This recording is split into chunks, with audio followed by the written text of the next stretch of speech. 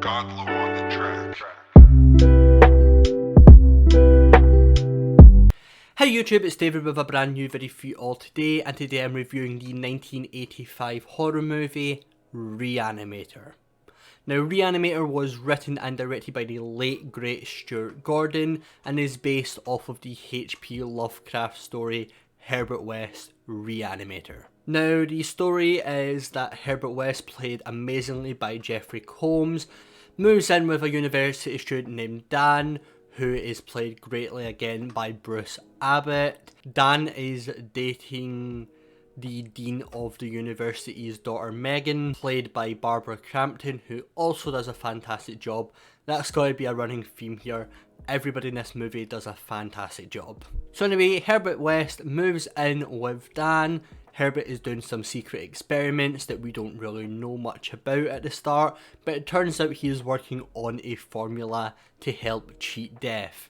Some elixir of life, if you will. And obviously stuff like that in general, especially in the medical field, is considered just kind of crazy and also just very taboo, so it ends up getting both Dan and Herbert in a lot of trouble. You've also got David Gale playing the just really sleazy and really creepy Dr. Hill, who is, first of all, according to Herbert, a fraud who was actually stealing a lot of information, a lot of ideas from Herbert's teacher. Also just a really sleazy dude. He kind of has powers of hypnotism, which unfortunately were cut out of the movie for time apparently, but there are some hints that he is into the whole hypnotism game. Just really creepy, really infatuated with Megan, who is quite a lot younger than he is, and also is his boss's daughter.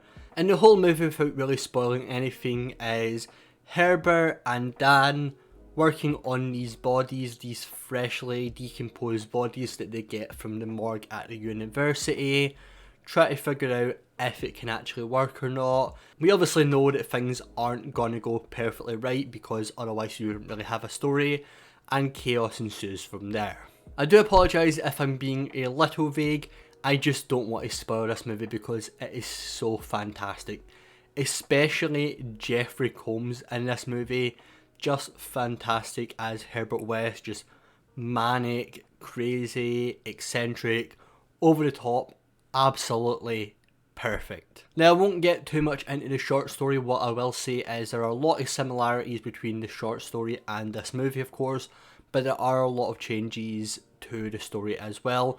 For one, it takes place in the 80s as opposed to taking place in the 1910s or 1920s as the original story would have.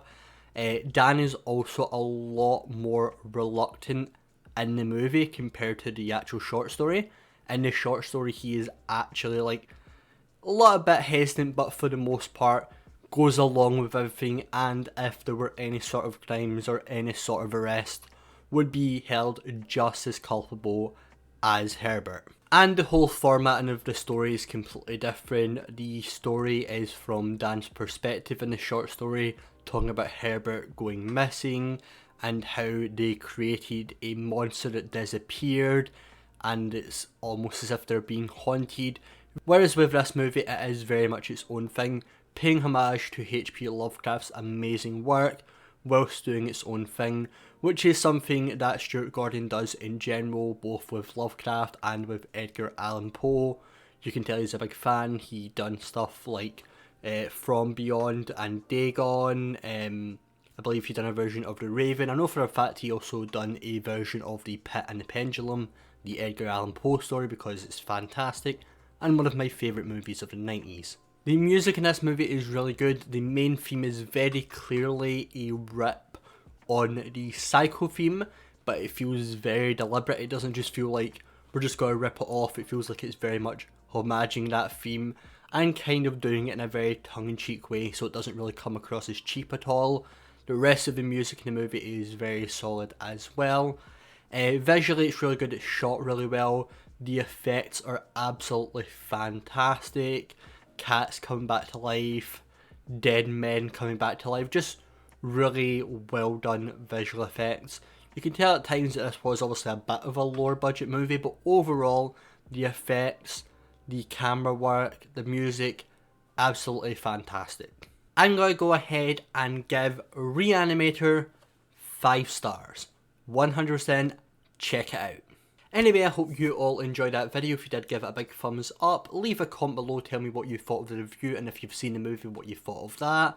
Subscribe to the channel if you're new, hit that notification button so you get notified every time I upload a brand new video. Until next time, take care and keep watching movies.